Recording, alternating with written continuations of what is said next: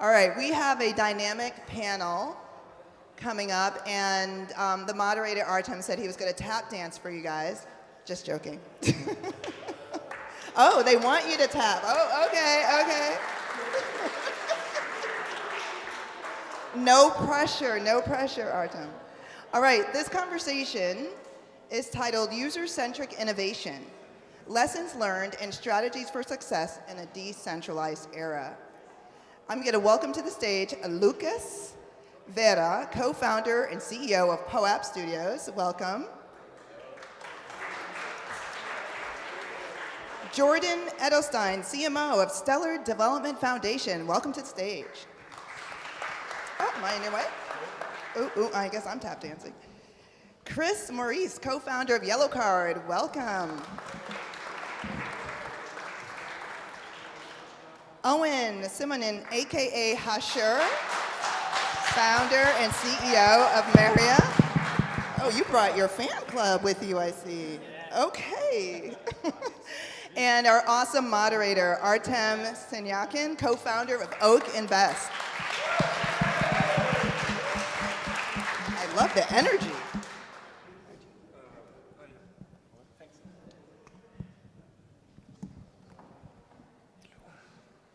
When's the dance routine start? Sorry? When does the dance routine start? Maybe if you'll be interesting enough, I'll do something nice. All right. Hello, everyone, and thank you for being here. Hello. Before starting this panel, just know that this will be an interactive panel, which means that if there is one of the speakers that says something and you've got a question, don't wait until the end, just raise your hand and we will take your question and answer it. It has something to do with something being said during this panel. Please don't ask if we should buy Bitcoin today. Can we also ask questions? Well, yeah. The thing is, the idea behind this panel is to talk to each other as well, not only answer questions, right? The idea is to interact with each other, have some good time, so people don't fall asleep. That's good. Good. All right, so guys, just to start with, can you please present your companies, what you do, and what is your role within your company?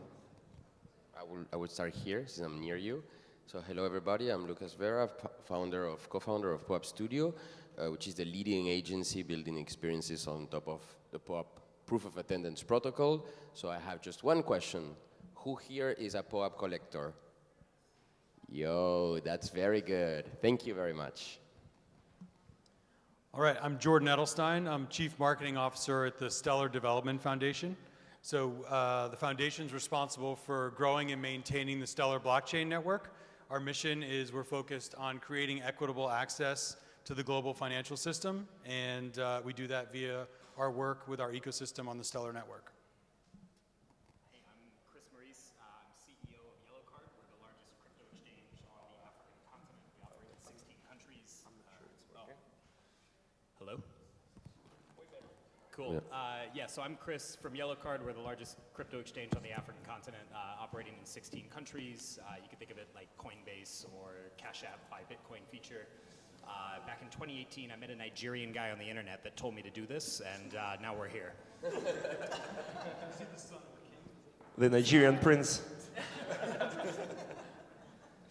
Hello, my name is Owen Simonin. I'm the co-founder of Meria. Meria is a company regulated in France, offering a regulated way and compliance way to invest for individual, but also small, medium, and large enterprise, but also financial institution. Our job is to create a very simple tool with a good user experience to invest in a complex product of blockchain. Thank you guys very much. The thing is, you're all doing different things. All of you have a different role. All your companies have a different level of decentralization. So to get it started, I'll just shoot one question at each one of you.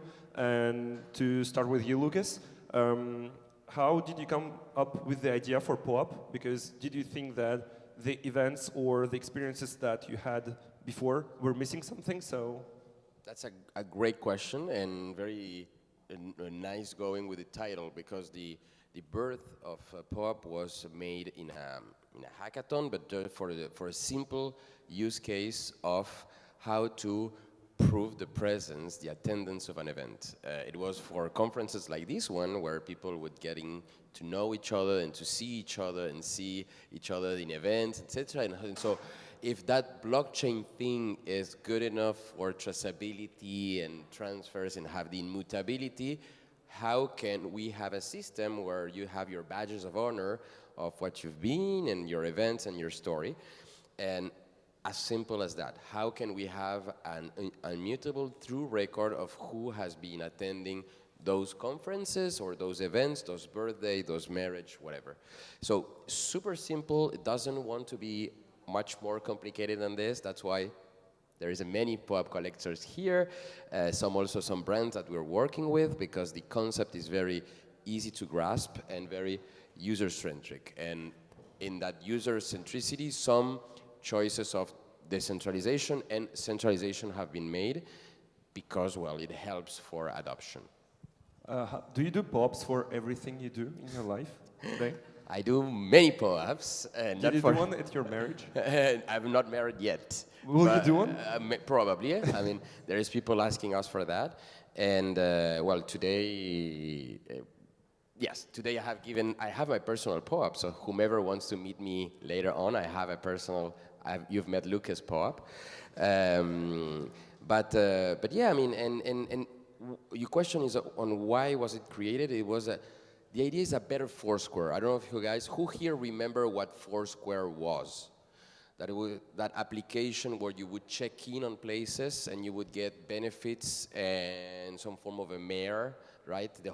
And the idea for a small talk, and I'm gonna move the conversation, is how to keep that information with you, because as you know, Foursquare does not exist anymore. All of that history that you put into the app is not good enough for them to keep it alive. So POAP wants to be a better Foursquare.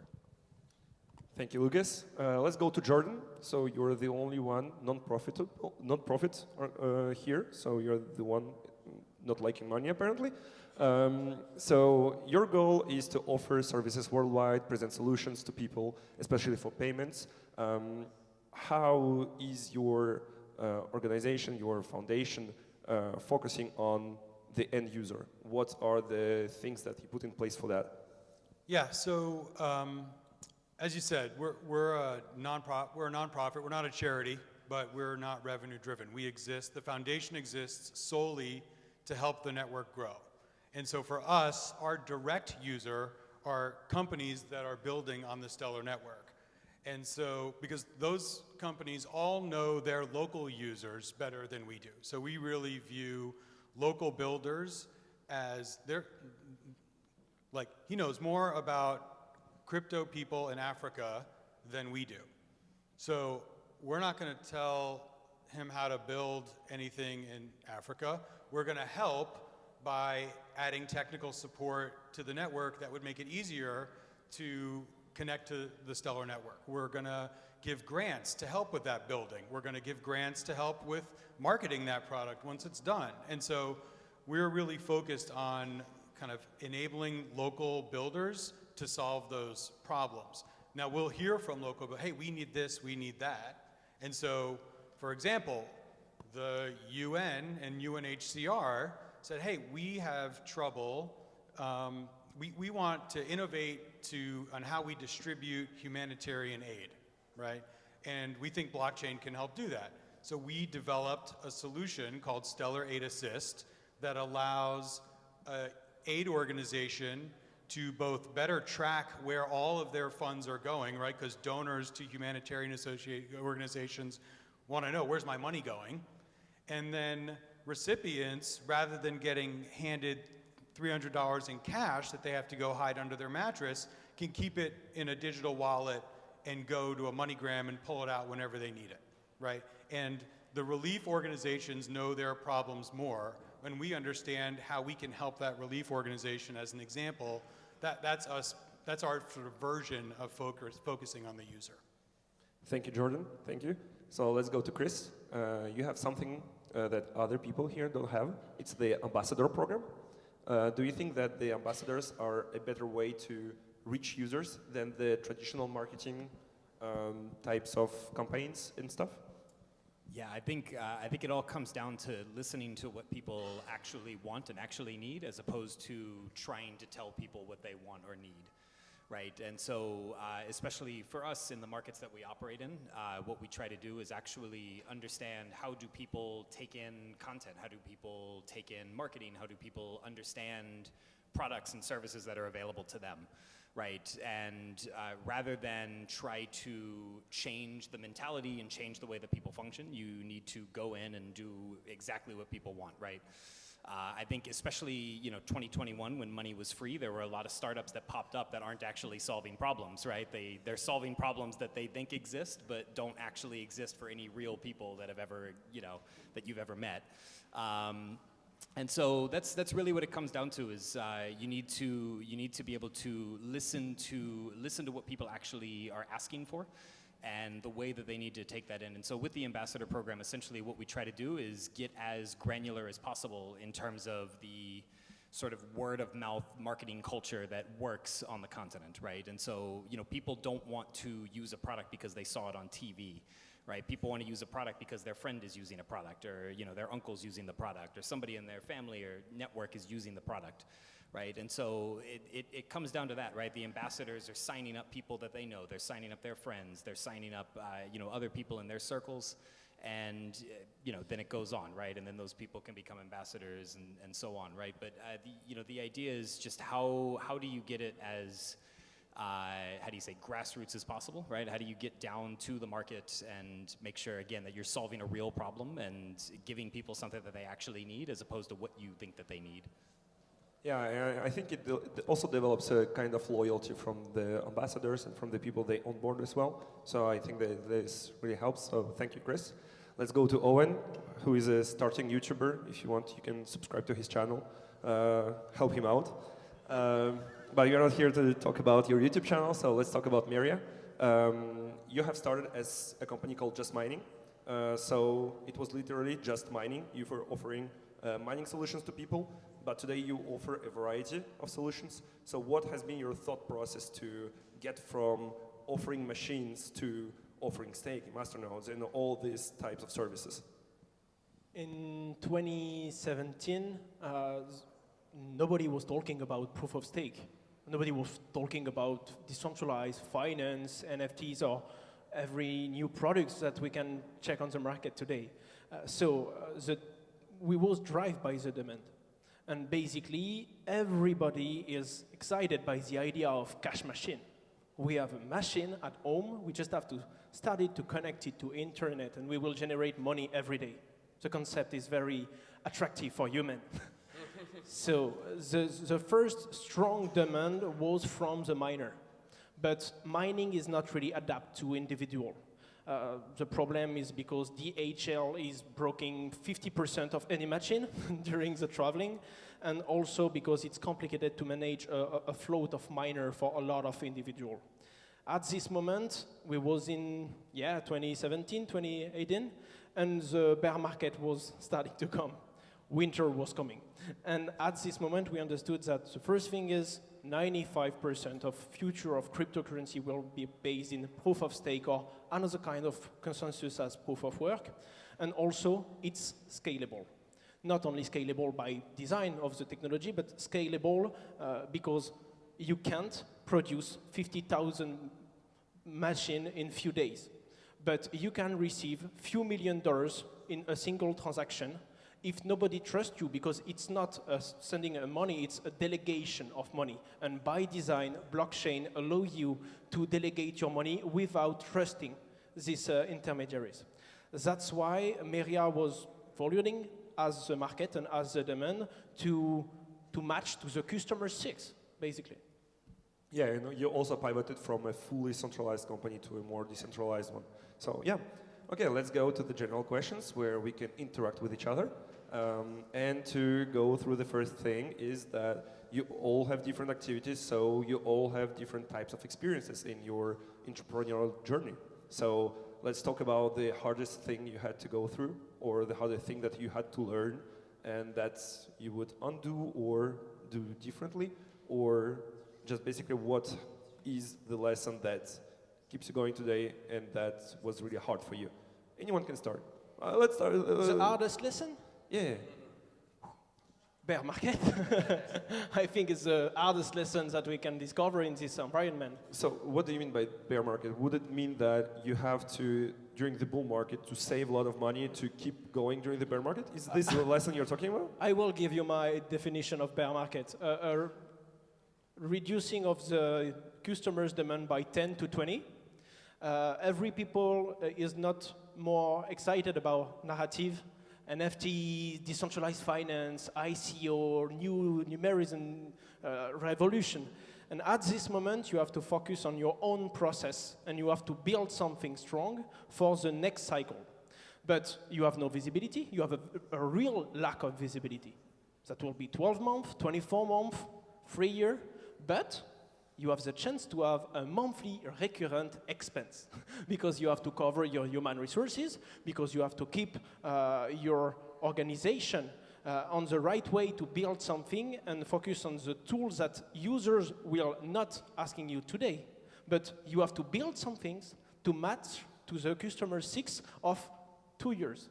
That is very complicated. So I think it's the most important experience because it's also the moment where we have the time to build something because during the bull run, you just have to deliver again and again and again. The marketing is more important in bull run than a good product. But the difference is a company able to offer in the market a good product at the right moment. But if you want to have it, you have to build it now. I will add to that what I learned is that I thought that the UX would be simpler by now, right? Paying a gas fees and acquiring Ether or whatever native token, it's very, very, very complicated. That proves that digital ownership, that is basically the underlying promise of all of this, is yet not manageable by 95% of the people. So yes, we are here, we're excited, we know about it. Some of us live about it, and we make a living and we bet about it. But my intuition is going to take even longer than 3 years. I would say 3 years is the bare minimum to have something decent. And then we got to remember that we're talking about value here, and people in the arts world would know a lot about value, but the thing is, we're not. I mean, it's actually like we said. Is value is people are fear about it, right? It's my saving, it's my life, it's my future, and so it's not about digital songs, it's not about images, it's not about messages, it's not about. I mean, it taps in something that is very, very personal.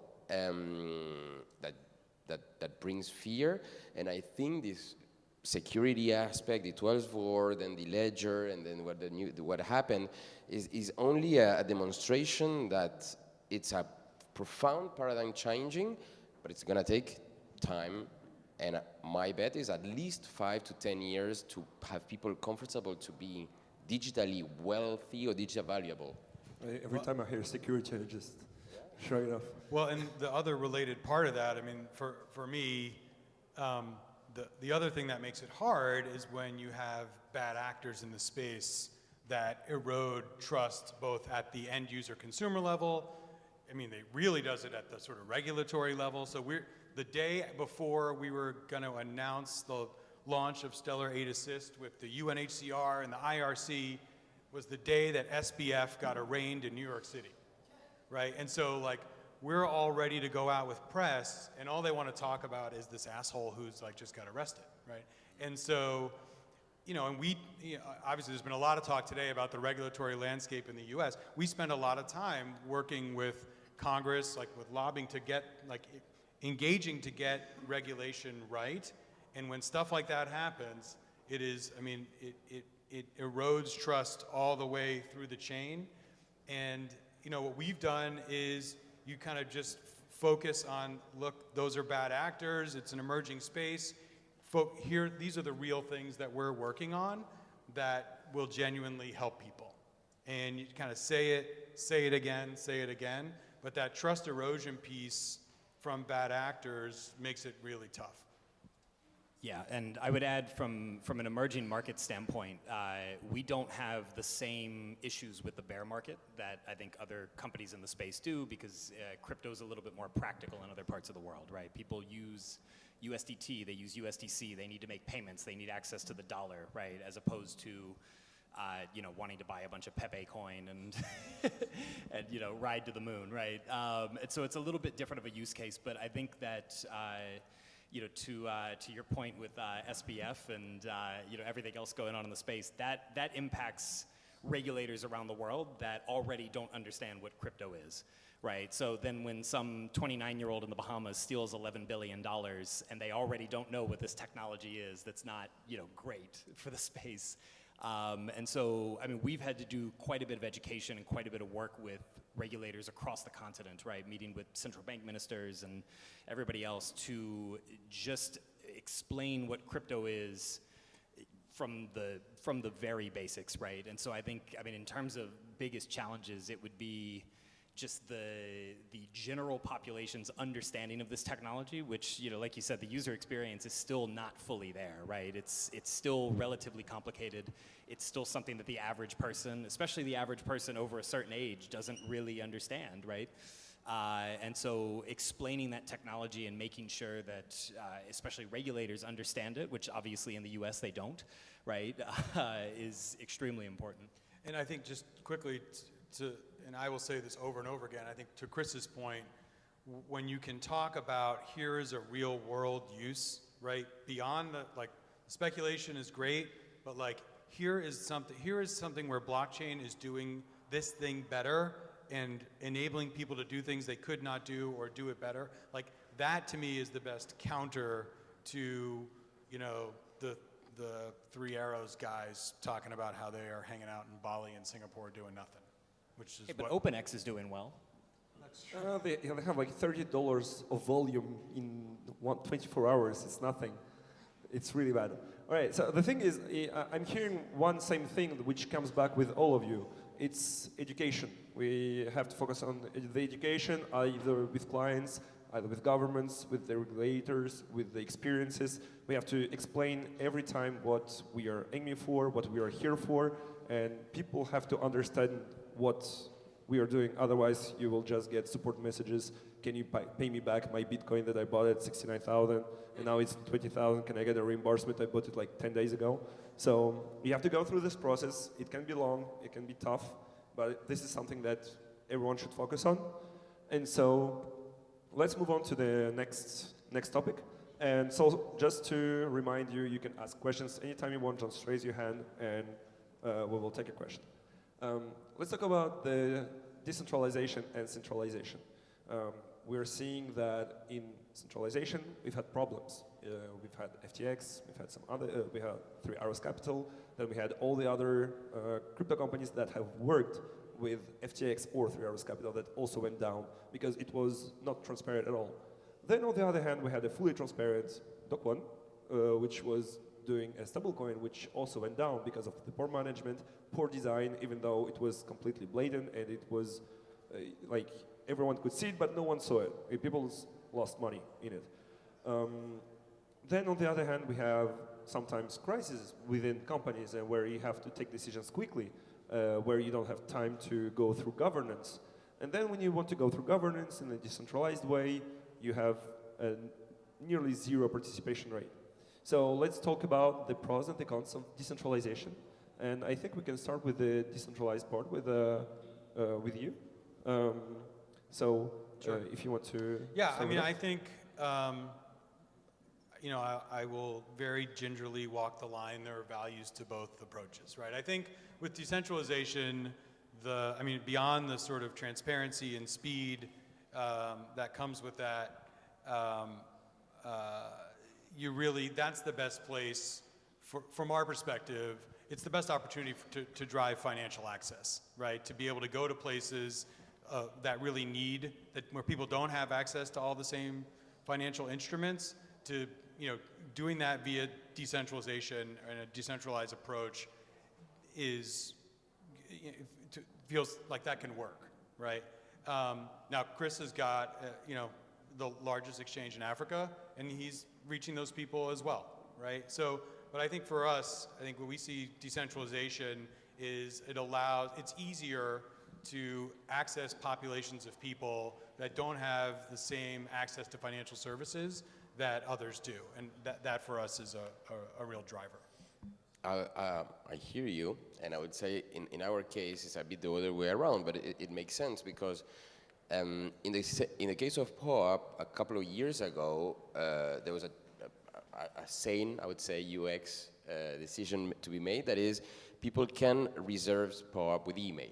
So super centralized on a AWS database, but that is what allows us today to be doing drops of POAPs at Sotheby's in New York, and you know, not having the conversation of, do you have a wallet? If you don't have it, download the thing. Oh, there is a 12 words. Well, you shouldn't show it to me, but trust me, very tough conversation. Yeah. So there is a calibration to have, and thankful, I trust the whole POAP ecosystem to always give the path to digital ownership through a wallet, but still, it is digital collectibles. Digital also, I mean, email is still digital.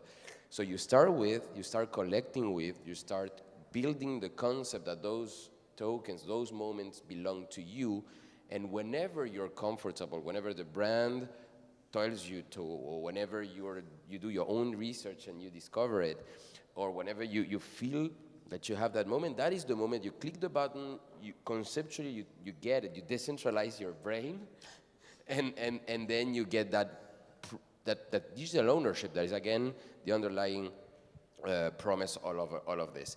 But let's be honest, I mean, I wouldn't be using that much that of the technology if I had to have my own server on my own home, mining and hashing my own blocks, because I got other stuff to do. Yeah, I mean, I think with centralization versus decentralization, it comes down to who you're building for, the scale you're trying to build at, and also the timeline that you're trying to build on, right? Because we can all sit here and say decentralization is better because we understand it, and we've been educated on what decentralization is. Centralization is unarguably significantly easier, right?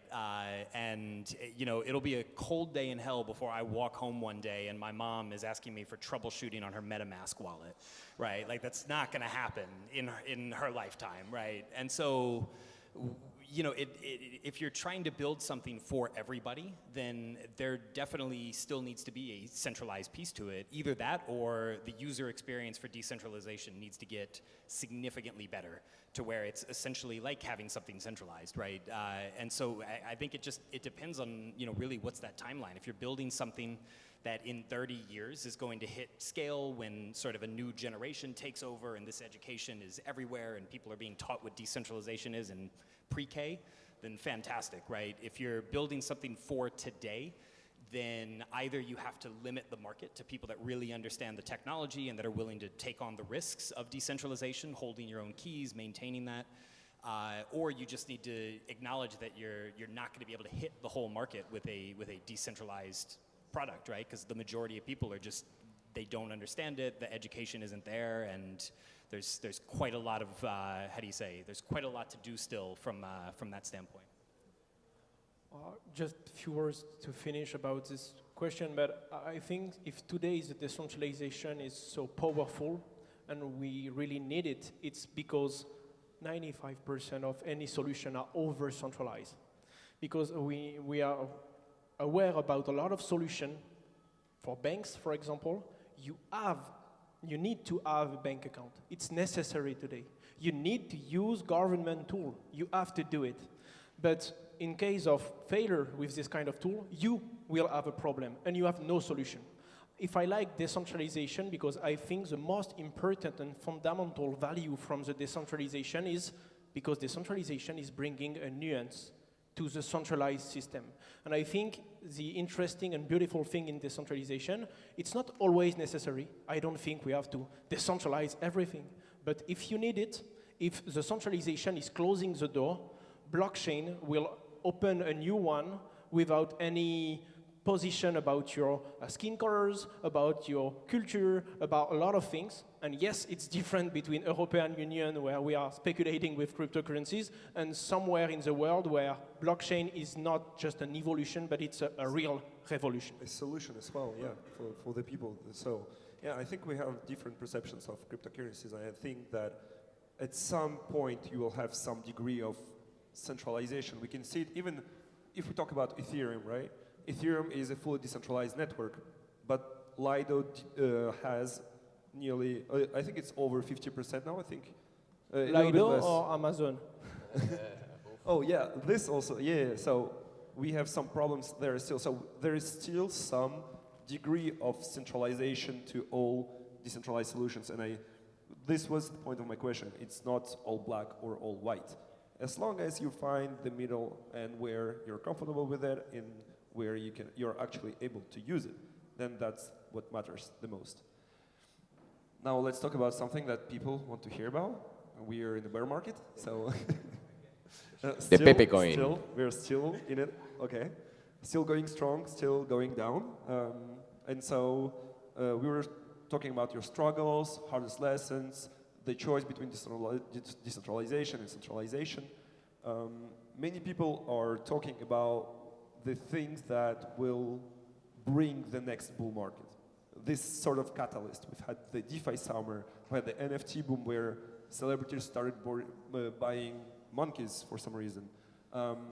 What do you think could be the catalyst for the next bull run to come back? POAP? Of course. No, I do think, again, those 12 words are a problem, not only because the concept is that you have to read it down and put it on a safe, makes no sense, and protect it from fire. I mean, what do you protect from fire? You have your security and it's okay. But this thing you have to protect from fire, I don't know why. So in Denver, a couple of months ago in Denver, a new standard was coined or was standardized, that is ERP 437, but basically it's account abstraction, and basically it's a way to create a digital self, that digital signature, the digital account, whatever, easily, where you can distribute that socially or with a trusted partner, a company, in a way that is a bit, I mean, it's decentralized in some way, but it allows for a better user experience. So my take is that that was announced in March, a couple of months ago. People are building on top of it. The Ethereum and blockchain developers are not that keen on UX, so it's gonna take a time. But hopefully for next conference or the two next conference, we'll see a huge new amount of people understanding or having some form of experience of token-gated experiences and digital ownership, because they can freely and simply interact with that. They understand that it's somehow of a key, and understand they can pass a bit to their mom and their dad and their friends, and they get it that they still have to trust their friends, but you know, at some moment you gotta trust someone. But then they understand that its value is, if they lose that, I mean, there is a token gated and benefits associated with that, and they can resell or at least value at some moment, or exchange or gift or something like that. So that digital value is going to be it should be super easier to get, but whenever we can enter this world without the complexity that we have today. So my answer is, whenever account abstraction is UXly built to be good enough for my sisters and my brothers, and I would expect this, 15 months from now, basically. So basically adoption. Adoption because of those absolutely horrendous frictions that are the 12 words, and also the gas fees. I mean, again, it doesn't make any sense to think that you're paying for transactions for how many dozens of dollars. Just make no sense. Yeah, I think what, kind of building on that, you talk about the UX. To me, it's the U in the UX, right? And we talked about it.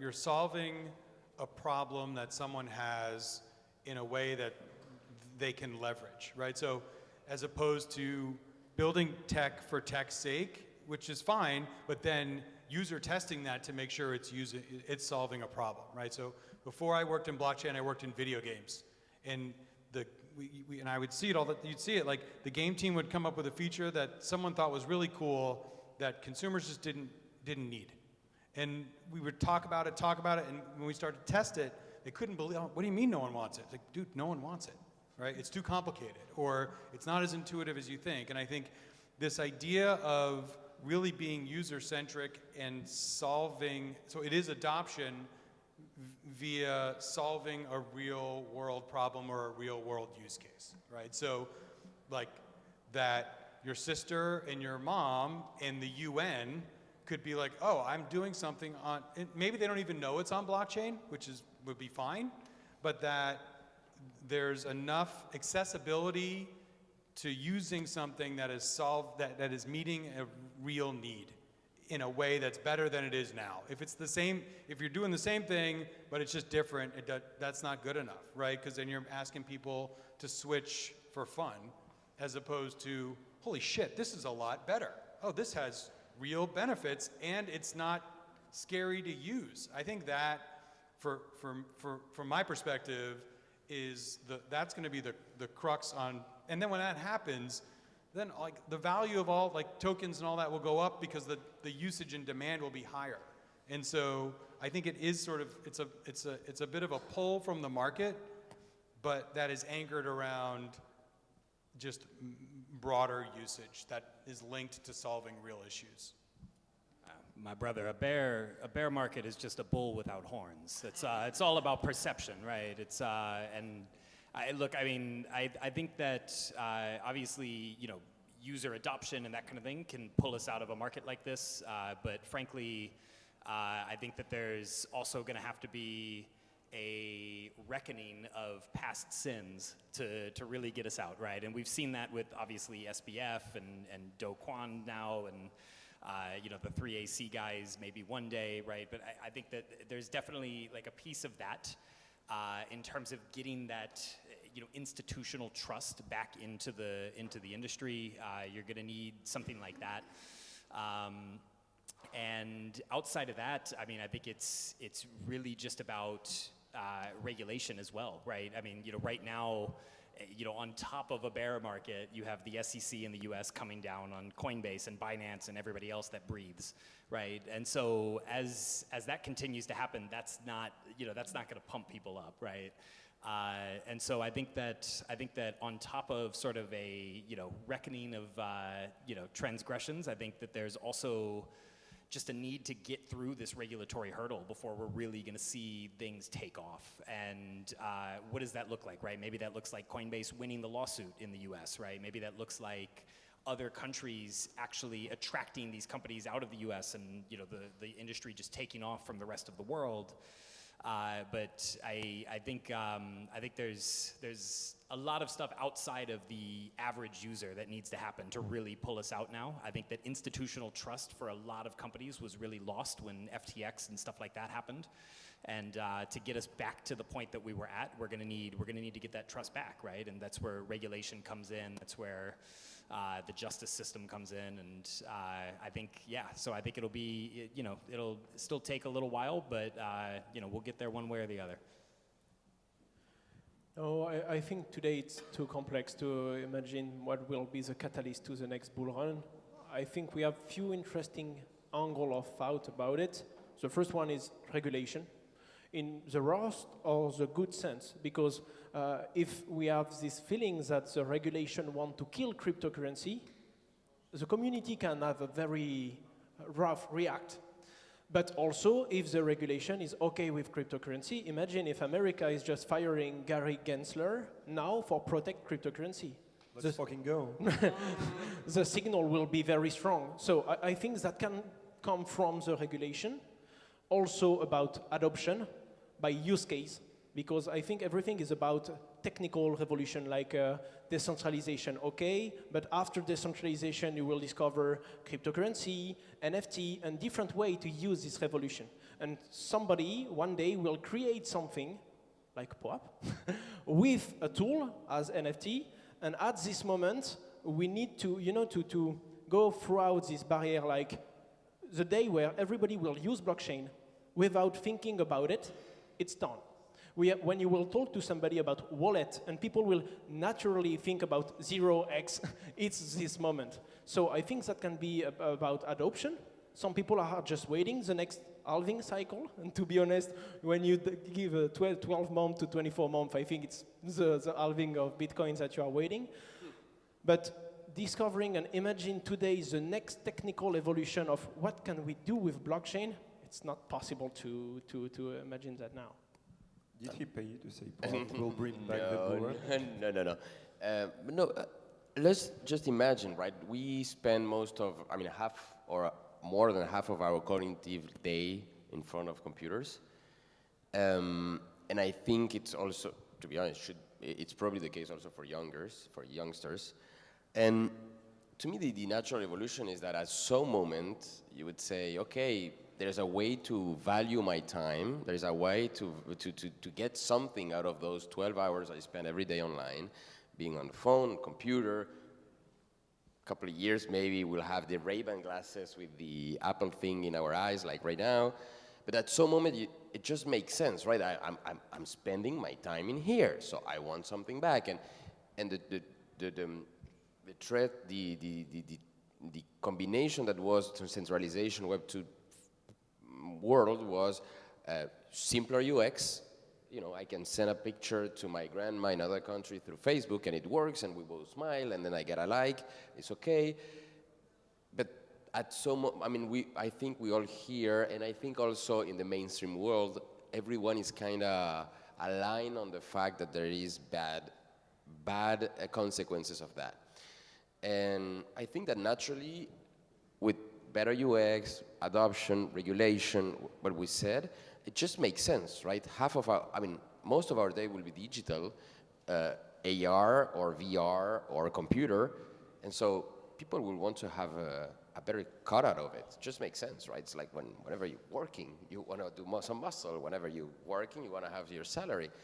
Your digital life, to me, it just makes sense that you want to have something back. This is digital value, this is NFTs, this is art, this is a loan, loyalty, whatever. Just a gamble theory, I think it's just not a dream. I think it's nightmare. Two things that can accelerate with a small chance to arrive, but we have to think about it.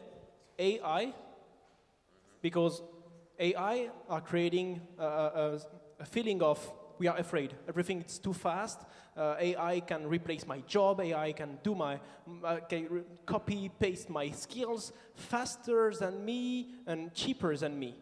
And at this moment, we will find the technology to look at the origin of everything. Blockchain can have a catalyst here. And the second thing is bank run, financial problem. I don't know, but anyway, when we saw a few banks going down in US, we all check coin market cap, and we know that. So I think this is both scenario, and I really don't pray for that, but I think that can also be a catalyst to the next run. Perfect, guys. So I know you're pressing me. I know. Well, I have one more question, please. Okay, one last. It will be quick. Okay, guys. So how do you keep users interested when nobody is interested during the bear market? Let's start with you, Owen. Quick. It's not the moment to try to get the interest of people. You just have to build something for the next cycle. So you have to work on your boat, not to work to accelerate now. You have to prepare the foundation to the next. Perfect, Chris. There's no bear market in Africa, my brother. We are selling water in a desert. Perfect. Go, Jordan. Building things that really solve problems in a different way. Okay, Lucas. Mine is easy. I just give POAPs to everybody. Thank you, everyone, for listening. Give up for the speakers.